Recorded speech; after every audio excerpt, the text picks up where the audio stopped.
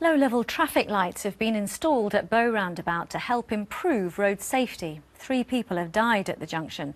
The lights, which have been used in Holland and Denmark, will eventually be installed at 11 locations across the capital. But cycling campaigners say the junction is still confusing and dangerous. Here's our transport correspondent, Tom Edwards.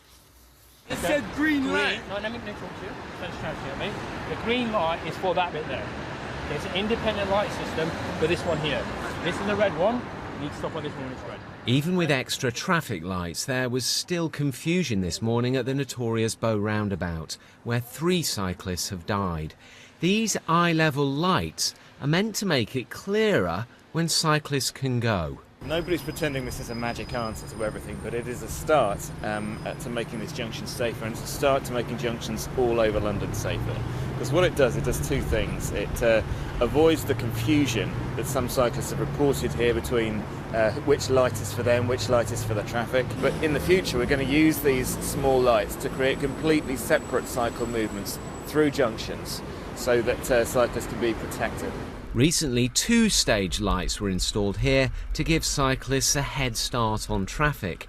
Campaigners, though, say even with the UK's first eye-level lights, the junction is still dangerous. And some cyclists think ignoring the lights, even red, is the only way to stay safe. When there's a safe gap, I stress the safe gap, move off here. Even though it's moving off on the red. And that sounds an appalling thing to do, but I stood here and watched all this. So jump the red? Jump the red. But you know how controversial and how incendiary that will be, advising people to jump the red. But you think that's the only choice? I think given that yes, that's my personal opinion, and it's up to cyclists to do what they feel safest to do. Later we saw the Mayor himself using Bow Roundabout. His Cycle Superhighway 2 encourages cyclists to use this route, although many now prefer the flyover. A full upgrade of the route is planned.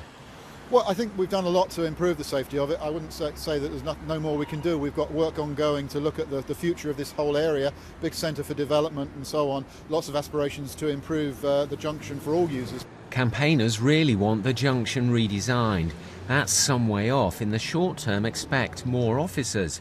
These lights will also now be trialled at 11 more junctions. Tom Edwards, BBC London News.